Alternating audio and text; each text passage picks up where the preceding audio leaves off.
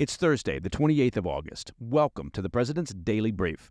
I'm Mike Baker, your eyes and ears on the world stage, coming to you from some undisclosed airport lounge somewhere. Let's get briefed. First up, Ukraine has unveiled a new weapon, one that could change the course of the war, possibly. It's called the Flamingo, a cruise missile built at home. We'll tell you why that could change both the battlefield and Ukraine's future security.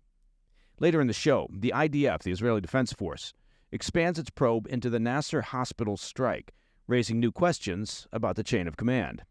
Plus, Commerce Secretary Howard Lutnick says top Pentagon officials are seriously debating whether the U.S. government should become a shareholder in America's biggest defense companies.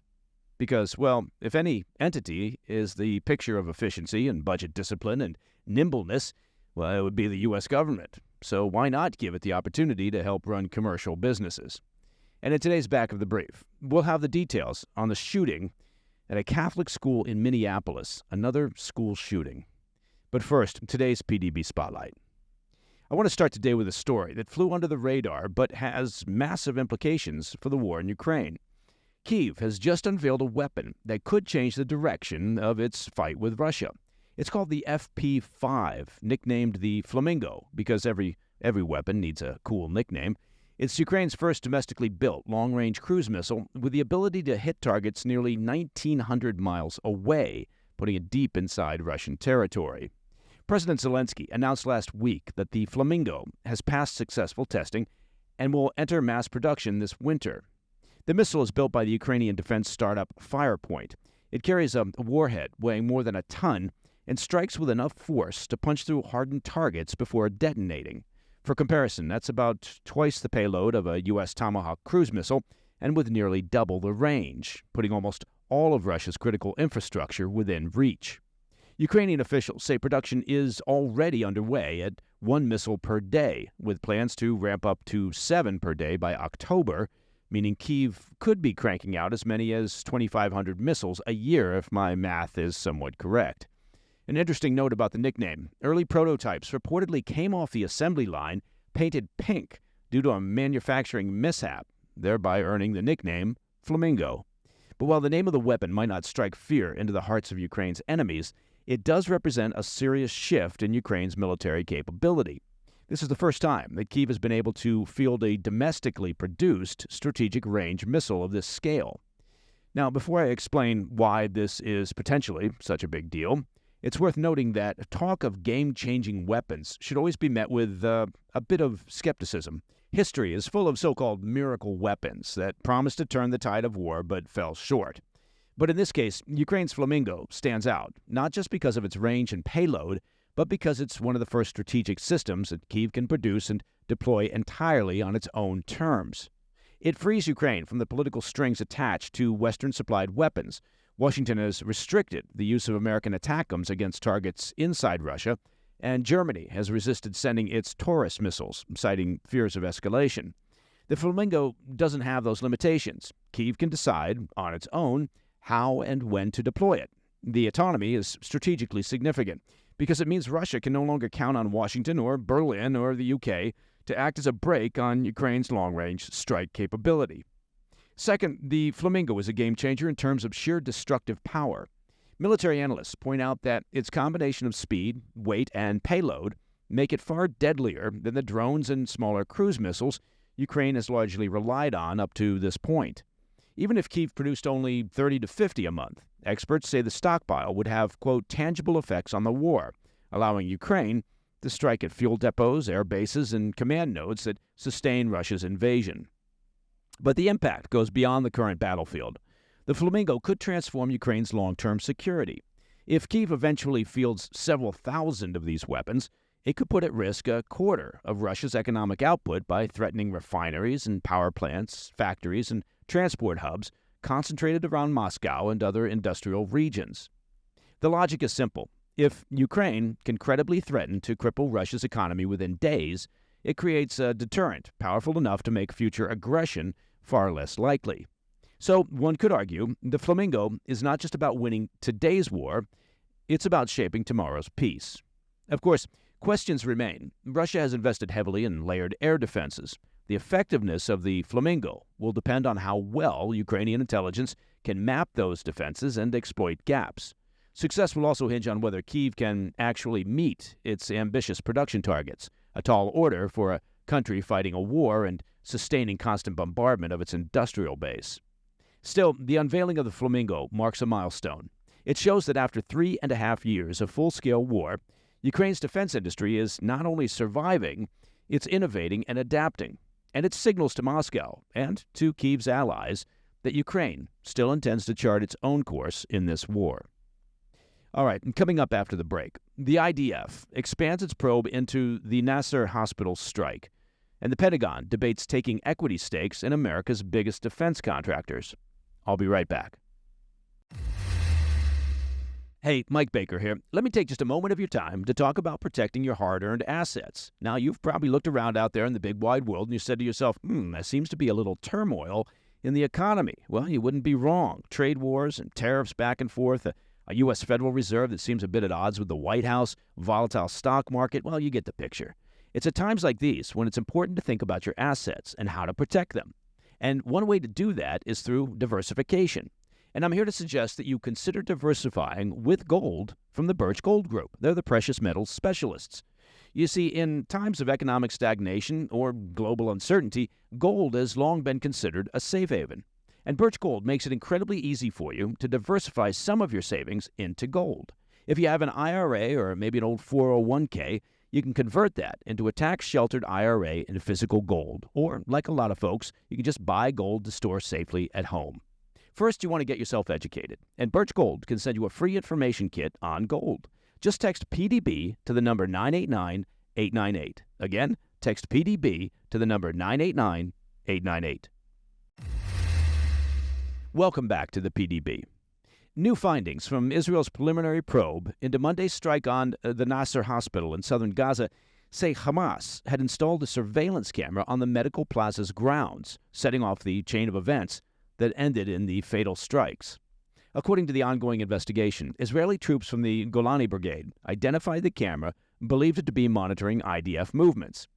Israel's Southern Command authorized a drone strike to destroy it, but moments later, infantrymen spotted what they thought was a rifle scope near the camera and deemed it an immediate threat, urgently seeking approval to fire. While the Israeli division commander approved tank fire, Southern Command had not. 4 shells were ultimately fired, 2 of them hitting as rescuers rushed to aid those wounded in the initial blast. Footage from the scene posted by Reuters shows medics and civilians engulfed in smoke and their faces covered in blood. The number of casualties in the tank strike remains disputed. The Hamas-run Gaza Health Ministry put the toll at more than 20, including several journalists, though that figure has not been independently verified. Israel's Channel 12, citing military sources, report 18 were killed, among them 10 Hamas operatives, though the IDF has so far only confirmed 6 terrorists among the dead, including one who took part in the 7 October 2023 terror attacks. As we previously discussed, the dead also included a Reuters cameraman, an Associated Press freelancer, and an Al Jazeera contributor, killed when the tank fire destroyed a hospital balcony that had long been used by journalists as a vantage point of the city, in what's being called one of the deadliest attacks on international media since the war began. IDF Chief of Staff Lieutenant General Eyal Zamir has ordered the probe to be expanded to scrutinize the timing of the strike, the munitions used, and above all, who authorized the tank fire. Military spokesman Lieutenant Colonel Nadav Shoshani told Reuters, quote, "We can confirm that the journalists were not a target of the strike." Israeli Prime Minister Netanyahu's office described the incident as a, quote, "tragic mishap," and said Israel, quote, "deeply regrets the deaths of innocents." Despite the probe, Hamas rejected Israel's findings outright, insisting none of its operatives were killed at the hospital. The Iran-backed terror group's media wing claimed Jerusalem fabricated evidence stating that 2 of the 6 men Israel identified as terrorists had been killed elsewhere. As we mentioned earlier this week, the strike drew sharp international condemnation and continues to do so. The European Union's diplomatic service calls the strike, quote, "completely unacceptable," and stressed Israel's obligation to protect civilians and journalists under international law, warning, quote, "there have been too many fatalities in this conflict." The UN Secretary General also denounced the strike, while the Committee to Protect Journalists said that prior to the incident, the war's death toll among media workers was at least 192. As our regular listeners know, hospitals in the Strip have become flashpoints in the 22-month war. The IDF has repeatedly accused Hamas of using both Nasser and Shifa hospitals to shelter terrorists, conceal command centers, and even hold hostages, claims backed by testimony from now-released captives. Okay, turning to the U.S., the Trump administration appears to be looking to completely overhaul the relationship between the U.S. government and America's military-industrial base. In an interview with CNBC on Tuesday, U.S. Commerce Secretary Howard Lutnick said top officials at the Pentagon are, quote, thinking about taking equity stakes in leading private U.S. defense contracting companies like Lockheed Martin and Palantir. The revelation came just days after the Trump administration acquired 10% of Intel stock in a highly controversial deal valued at roughly $9 billion, arguing it was needed to boost domestic semiconductor manufacturing and strengthen national security. When asked about whether the administration was eyeing similar moves with other companies that do major business with the U.S. government, Lutnick said their sights were set squarely on the U.S. defense industry. Lutnick told CNBC, quote, there's a monstrous discussion about defense. I mean, Lockheed Martin makes 97% of their revenue from the U.S. government. They are basically an arm of the U.S. government. But what's the economics of that? I'm going to leave that to my Secretary of Defense and this Deputy Secretary of Defense. These guys are on it, and they're thinking about it, end quote. Just a thought, but well, perhaps the Commerce Secretary shouldn't leave the economics of it to the folks running the Defense Department. Maybe that's better left to, I don't know, how about the Commerce Department? Essentially, Lutnick argued that U.S. defense contractors have been disproportionately benefiting from their lucrative relationship with the Pentagon, and that the U.S. government and taxpayers should be yielding some kind of gain from such partnerships. He described the current system as a, quote, giveaway by the government to titans in the defense sector, suggesting the White House wants to fundamentally change the way the Pentagon appropriations are handled. Lutnick said, quote, why shouldn't the U.S. government say, you know what, we use Palantir services, we would like a piece of Palantir. We use Boeing services, we would like a piece of Boeing. Chairman Mao approves. He added, quote, there's a lot of talking that needs to be had about how we finance our munitions acquisitions, end quote. As I mentioned, the remarks are just the latest example of the White House's strategy to aggressively intervene in the private sector, at least when it comes to companies viewed as critical to the U.S. economy and maintaining America's strategic technological edge on the international stage. The move to acquire a 10% stake in chipmaker Intel, which was seen as lagging behind overseas competitors, followed the White House's intervention in June to help complete the purchase of U.S. steel by Japan's Nippon Steel. In that deal, Trump said he secured a golden share that gives Washington say over its operations, in theory, to address national security concerns regarding the purchase. That's according to a report from Reuters. In July, the U.S. government also acquired a 15% stake in the rare earths company MP Materials, and earlier this month brokered a deal with chipmakers NVIDIA and AMD to take 15% of all revenues from sales of their chips in China, which were previously banned. Trump said Monday that the government will continue to seek investments in U.S. companies where there's a benefit to America's strategic long-term interests. But the moves have triggered major criticisms from free market proponents, who see it as a pivot away from capitalism towards a state-engaged economy. Indeed, the Intel deal found Trump aligned with some unexpected voices on the left. U.S. Senator Bernie Sanders threw his support behind the intervention, saying, quote, if microchip companies make a profit from the generous grants they receive from the federal government, the taxpayers of America have a right to a reasonable return on that investment. Here's a business tip. If Bernie Sanders thinks your business move is great, you might be venturing into Democratic Socialist territory. Meanwhile, Republican Senator Rand Paul called the Intel deal a, quote, terrible idea, saying, quote, if socialism is government owning the means of production, wouldn't the government owning part of Intel be a step towards socialism, end quote. Other critics of the moves warned that they could incentivize the government to put the financial success of these companies ahead of more important strategic considerations. Now, when it comes to defense contractors like Lockheed Martin, they warn this could have disastrous downstream effects on America's national security interests. Essentially, the fear is the government starts playing a heavy-handed role in picking winners and losers. The government is privy to massive amounts of economic intelligence and information that, if used to benefit one company over another because the government holds an interest in that favored company, well, that is solidly veering into a very complex minefield. But Lutnick gave a full-throated defense of President Trump's controversial strategy, arguing, quote, "If we are adding fundamental value to your business, I think it's fair for President Trump to think about the American people," end quote. So I wonder if the American people get to sit in on the board meetings and vote as shareholders. Or maybe they get dividends. Or maybe I'm just being my usual churlish self. Okay, coming up next in the back of the brief. Tragedy at a Catholic school in Minneapolis. A school shooting shatters the start of the new school year. More on that when we come back. Hey, Mike Baker here. Now, you've probably noticed on the calendar that Labor Day is fast approaching. And Labor Day is that one interesting American holiday where we celebrate hard work by not working. And while no one's quite sure what we're supposed to be doing on Labor Day, grilling, resting, shopping for mattresses, we do know this. Tri-Tails Beef, a terrific company, is giving away a free prime ribeye when you order either their Freedom Box or their Pitmaster Grill Out Pro, now through the 1st of September. Tri-Tails is a fifth-generation family-run Texas ranch. It's real people, no corporations, no middlemen, no fluff, just pasture-raised, grain-finished, dry-aged beef delivered straight from their ranch in Texas to your home. Their amazing steaks will make your Labor Day grill the most American thing since pickup trucks and porch flags. One heads up, though. There will be no shipping on the 1st or 2nd of September. You know why? Well, because ranchers deserve some time off. Head to trybeef.com. That's trybeef.com and grab your box. You can even order the President's Daily Brief Box. Correct. It's the Mike Baker edition, chock full of my favorite steaks. Look, me and my brothers grew up on steaks and roasts and burgers. My pop would be extremely proud to know that I've got a box of steaks named after me. This Labor Day, don't settle for shrink-wrapped steak from the mega store. Get the real stuff, straight from the Tri-Tails Ranch to your home.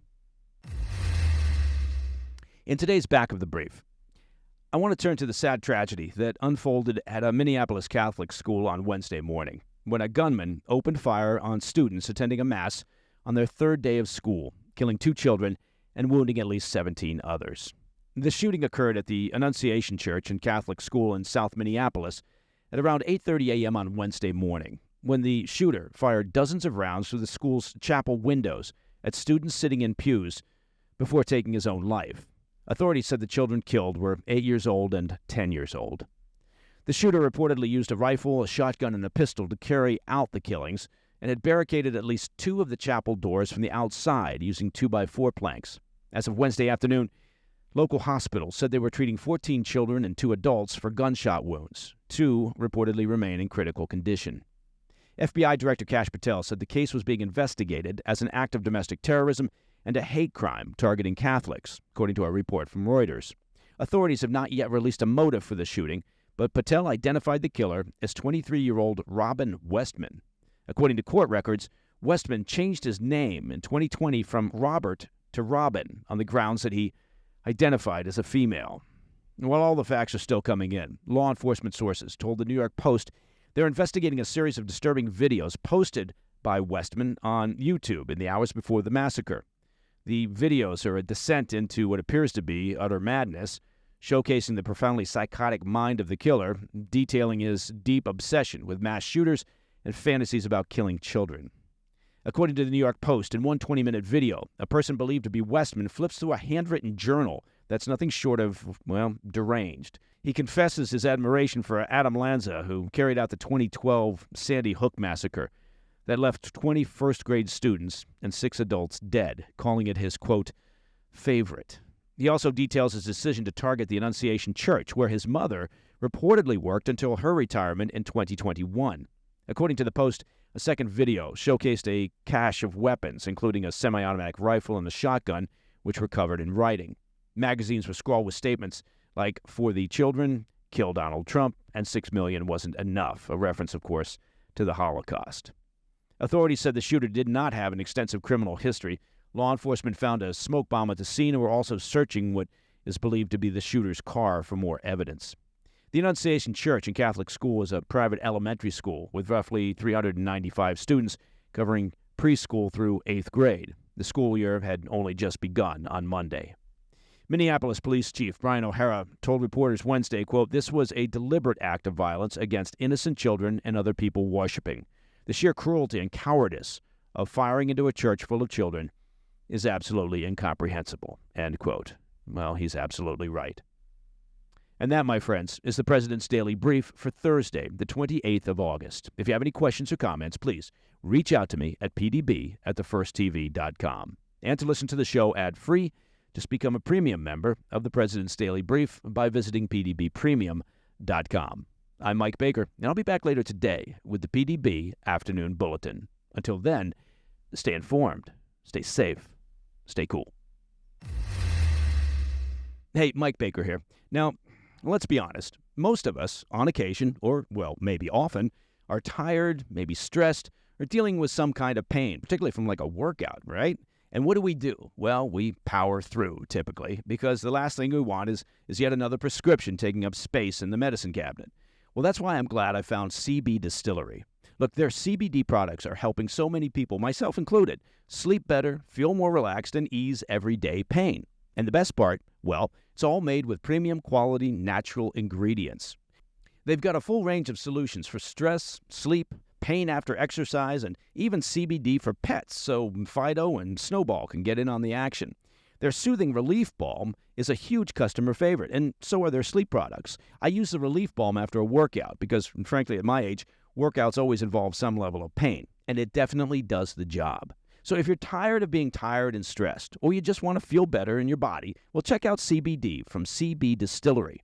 And right now, you can save 25%, that's right, 25% off your entire purchase. Visit CB Distillery and use promo code PDB. That's cbdistillery.com, promo code PDB. cbdistillery.com. Specific product availability depends on individual state regulations.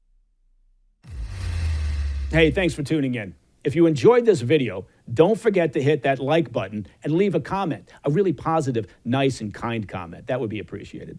And if you're not already subscribed to our channel, make sure to subscribe and turn on notifications so you don't miss any of our daily updates.